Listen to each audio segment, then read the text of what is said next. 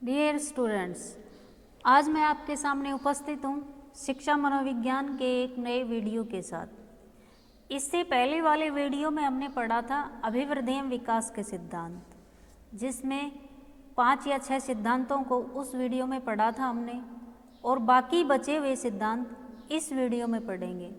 तो मेरी आपसे रिक्वेस्ट है, ये वीडियो देखने से पहले आप उस वीडियो को अवश्य देखें, और ये वीडियो पसंद आए तो लाइक करें, शेयर करें, सब्सक्राइब करें और बेल आइकन को दबाना न भूलें, ताकि आने वाले नोटिफिकेशन आपको समय पे मिलते रहें। तो आइए चलते हैं टॉपिक की तरफ। अभिवृद्धिम विकास के सिद्धांत चल रहा था टॉपिक, उसका सेकंड पार्ट है ये। नंबर 1 है बालक एवं बालिकाओं के विकास में भिन्नता, अर्थात बालक एवं बालिकाओं की वृद्धि एवं विकास की दर में भिन्नता होती है। बालिकाएं बालकों की तुलना में शीघ्र परिपक्व हो जाती हैं। पूर्व किशोर अवस्था में बालिकाओं की लंबाई, वजन बालकों की तुलना में अधिक होता है, परंतु किशोर अवस्था के अंत में बालिकाओं से आगे निकल जाते हैं बालक। इस सिद्धांत के अंतर्गत बताया गया है कि बालक एवं बालिकाओं के विकास की दर में क्या होती है? भिन्नता होती है। किस प्रकार कि बालिकाएं शीघ्र मैच्योरिटी को धारण कर लेती हैं, शीघ्र परिपक्व हो जाती हैं। पूर्व किशोर अवस्था में बालिकाओं की लंबाई, वजन बालकों की तुलना में अधिक होता है। पूर्व किशोर अवस्था अलग अलग वैज्ञानिकों द्वारा अलग अलग तरीके से परिभाषित किए गए। हरलोग के अनुसार 13 या 14 वर्ष से लेकर के 15 वर्ष तक की आयु को पूर्व किशोर अवस्था कहा जाता है, और काले सनिक के अनुसार 13 या 14 वर्ष से लेकर के 17 वर्ष तक की आयु को पूर्व किशोर अवस्था कहा जाता है।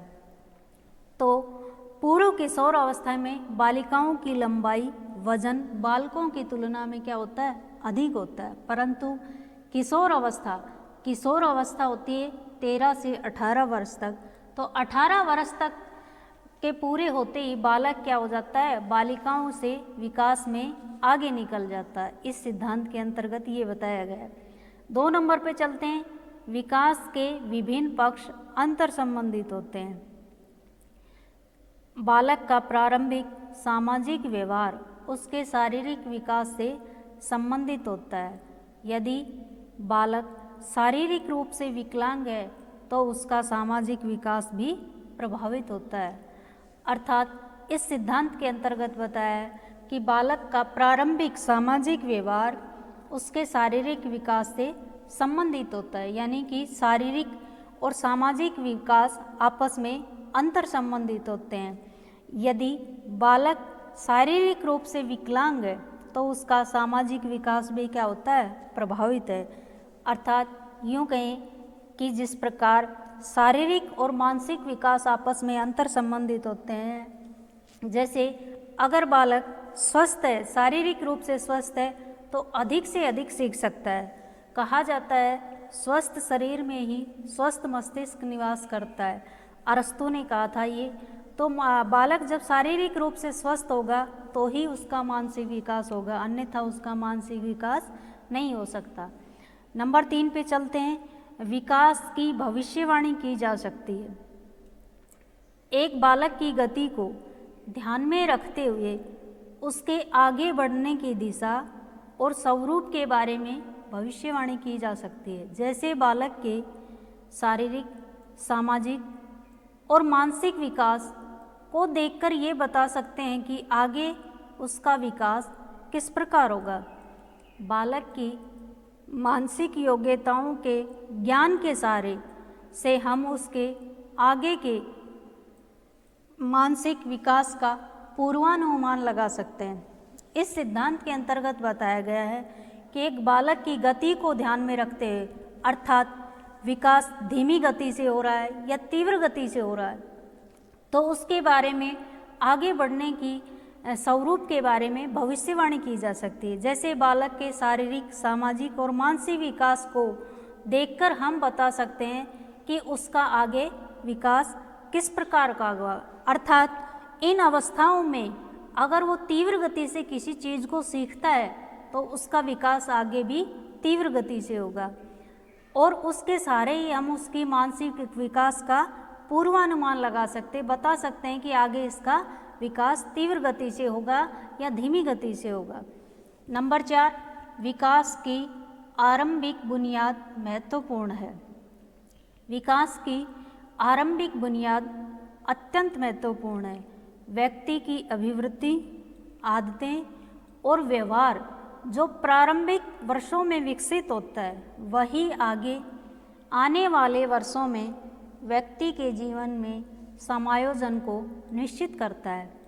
इस सिद्धांत के अंतर्गत बताया गया है कि विकास की आरंभिक बुनियाद यानी शुरुआत उसकी बहुत ही महत्वपूर्ण है, बहुत ही महत्वपूर्ण होती है। जिस प्रकार व्यक्ति की अभिवृत्ति या उसका दृष्टिकोण, आदतें और व्यवहार जो प्रारंभिक वर्षों में विकसित होता है आगे आने वाले वर्षों में व्यक्ति के जीवन में समायोजन को निश्चित करता है। अर्थात व्यक्ति जिस प्रकार की आदतों का निर्माण करता है उसी प्रकार वो आगे अपने जीवन में समायोजित हो पाता है। अगले सिद्धांत की तरफ चलते हैं। नंबर 5 पे, विकास की प्रत्येक अवस्था में जोखिम होता है। विकास की प्रत्येक अवस्था में भौतिक, मनोवैज्ञानिक और वातावरणीय जोखिम रहते हैं। अतः अभिभावक और अध्यापक विशिष्ट अवस्था से जुड़े जोखिमों के प्रति जागरूक रहें ताकि उनसे बालकों को बचाया जा सके।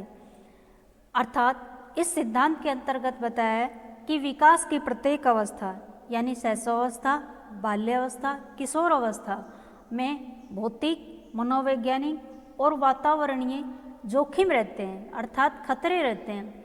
अतः क्या करना चाहिए?